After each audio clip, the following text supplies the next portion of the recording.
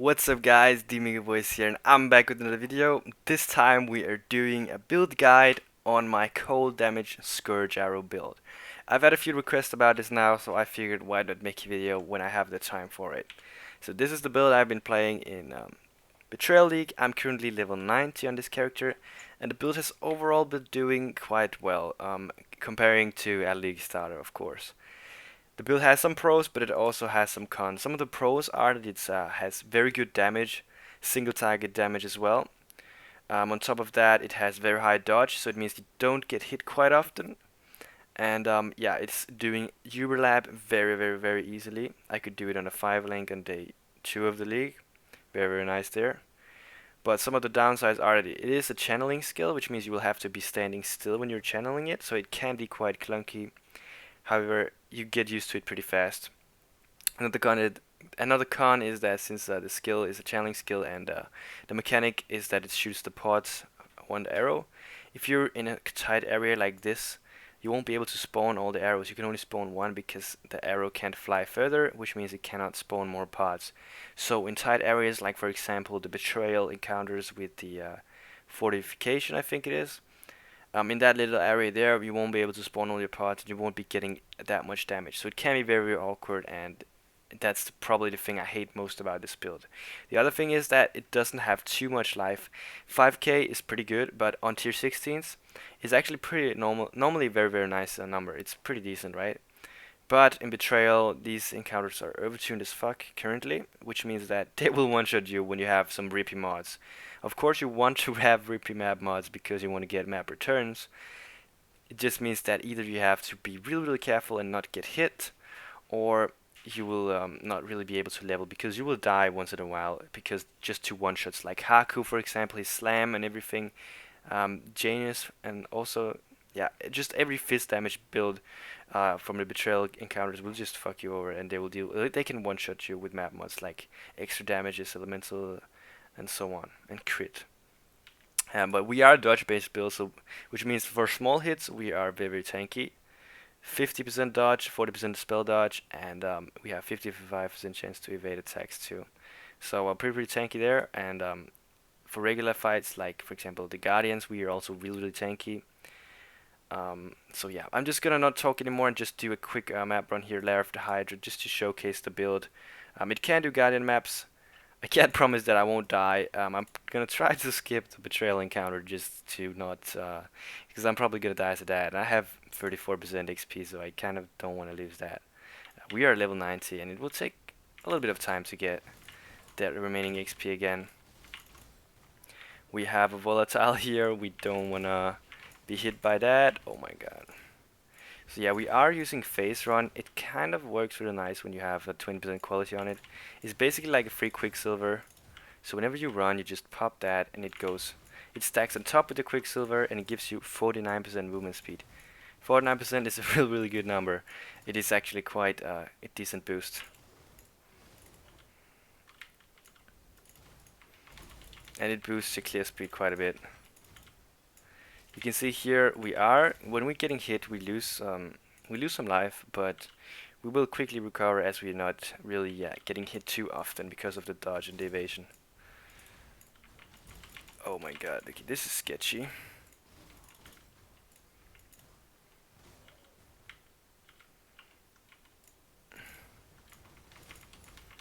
Ooh, Diamond Shrine, nice, that is really good. So the clear speed is not the best. I could probably get much better clear speed if I went to use Winterburr.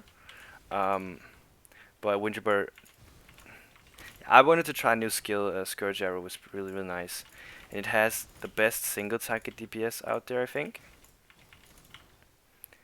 So yeah, that's just what I went with. I could probably test Winterburr I mean, I mean Tornado Shot, of course. I could probably test Tornado Shot, of course, at some point, and yeah, if you want to go Magic Find, you can do that with this build as well. Winterburr will give you 15% quantity because we are basically freezing everything. We don't use Elemental Focus, as you can see by the Herald of Ice, so almost everything is frozen. And at least chilled because we are also using Hypothermia.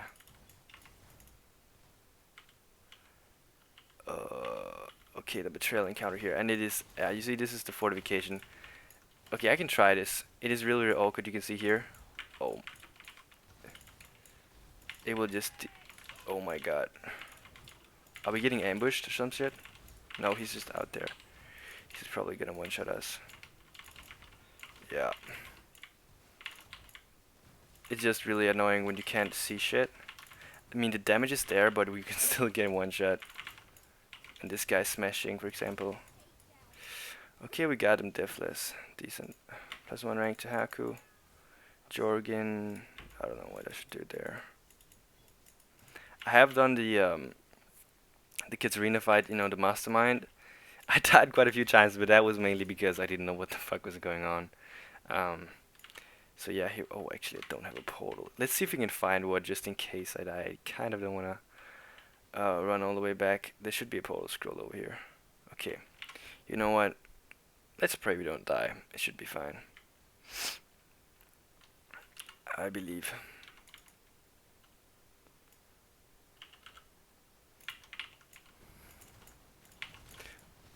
I think he crit us right there. Because I'm normally not getting one shot at all by this guy. The main thing if I'm dying in this fight is from the balls themselves.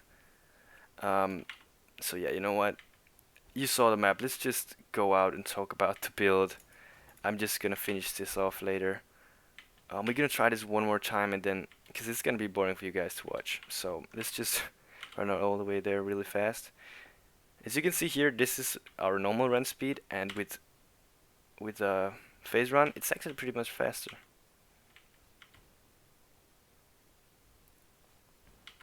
I kind of want to show you the single target DPS, so we kind of have to do this boss fight.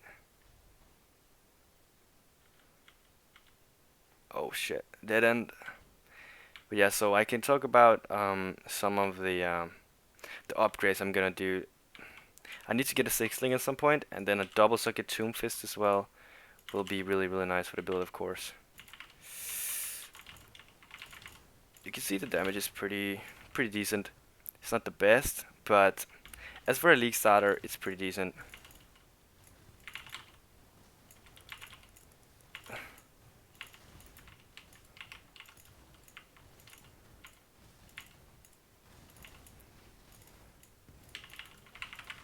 Oh fuck. I'm gonna get hit by the bolts. Yeah, okay, I suck at this fight. I'm fucking trash in the game. I know that. Yeah, I'm just not good at this shit, guys.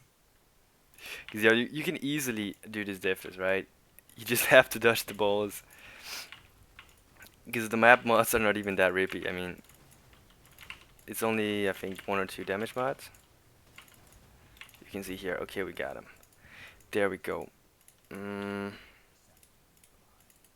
Yes, let's go over the gear really quick. So we are using a deck stacking bow. Double damage is really good suffix. It gives us both attack speed and basically a 20% more damage multiplier. You can craft with the new veiled mods, of course, penetration, or you could craft the suffix another suffix like crit. The Imperial bow base is the best, but you can also just get the 1.5 attack speed one if you want to get a little bit faster attack speed. Helmet, of course, stack on his head. We are stacking decks, so this is absolutely the best in slot here. Getting live, crit chance, attack speed, and a lot of decks is just gonna help you out really, really well. If you can get a good enchant, make sure to get that.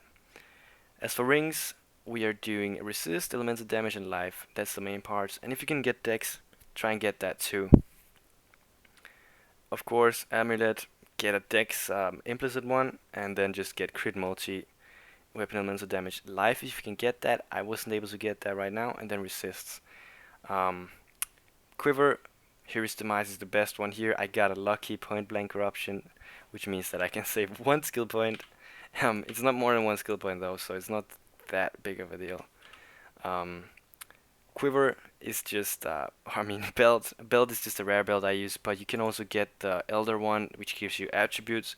It's gonna be better if you can get the resist for it, but it can be hard to get resist. We are using a lot of unique items, so either that and then probably use some rare boots instead.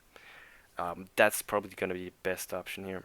We're using Garrican's Flight here just because we have around 600 dex, which means that they will give us 120 life. On top of that, they give us more dex for more damage, immunity to all kinds of ground effects, 30% movement speed, and 100 life while moving. This means that we can almost, yeah, we can actually sustain our blood rage when we're moving. If you're standing still, we will degen a little bit, but it's gonna be pretty nice there. Tomb fists are just the absolute best in sled gloves.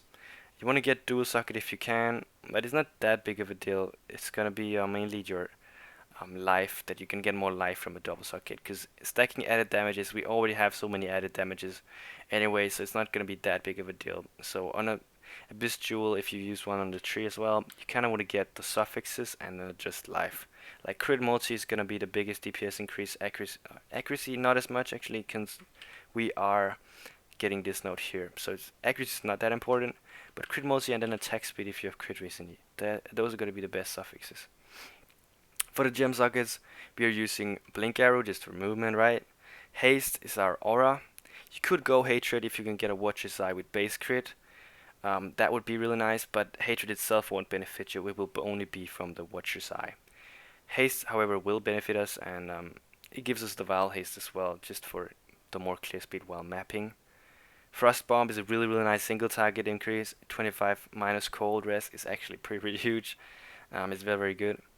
Then we use Phase Run, as I mentioned earlier, just for more clear speed, and it helped you a lot in Uber Lab as well. We're using Blood Rage just to generate frenzy charges and more attack speed, really nice. Custom damage taken, Immortal Call, and increased duration. If you get dual socket Tomb Fist, just swap out increased duration, it doesn't really matter. Assassin's Mark, Curse on Hit, Herald of Ice for generating power charges, and I have an Onslaught as well. I don't know if this will proc. It could do, but I'm not actually sure about that. It used to do while leveling, but I don't know if the Herald of Ice will do enough damage now. Main skill is Scourge Arrow, Hypothermia, Mirage Archer, added cold, and elemental damage with attacks. We also get a ton of added cold from our Hero's Eye here, which is a chest piece. Gives us a lot of dodge as well. Sadly, it doesn't have any life, but it does have dex, however, for even more damage. If you go to the skill tree, this is the main skill tree here. I'll link it down below in a path of building. We kind of want to get more life at some point. I don't know where to go, but maybe going up here. But we will have to respec if we want to do that, because we are already level 90. Also, I was able to get a Unnatural Instinct jewel here, very OP. It's the best jewel you can get by far. It's really expensive though, and I would not recommend it before you get a 6 link. But I was lucky enough to get that, so yeah, that's what I have. Just for the Ascendancy points, really quickly, this is gonna be the Ascendancy points you want. Gathering Winds for clear speed wise, accuracy and damage is just very good. Also clear speed increase because of our 100% Blink Arrow recovery. Rupture is just insane for recovery. You get a lot of life and hit, and a lot of crit multi, and this is actually the best DPS increase you can get. It's way better than getting another chain or another skill here. You just get Pierce. Don't need to get any Pierce gems or Pierce from the tree, because 3 Pierce is enough, and we get a lot of crit from that as well. Overall, very good. Flasks, Life Flask, Diamond Flask, Quicksilver, Silver Flask. If you don't have chance to get Onslaught from an Abyss Jewel, you want to get a Quicksilver or a Silver Flask. If you don't need this because you have it on your jewel, just use an Serious Promise instead. And then we have Wise Oak. It supports you balance your resists. You want to get cold rest the highest, or if you can get it, every resist in the same at the same number, which I have here, 75. This is very satisfying, but it's really hard to get. I had to reduce my implicit on my ring actually to make it work, but it does work. However, bear in mind that if you are a perfectionist like me and want to get your resists balanced, it will be really hard to upgrade your gear, as you will need to not only upgrade one piece, but a lot of pieces, or mastercraft them or divine them or something to make it perfect. It can be very annoying. But yeah guys, overall that's it for the build. I'll link the path building down below. Hope you guys enjoyed the video, and if you want to check out other content as well, make sure to do that on my channel. Stay safe, peace out.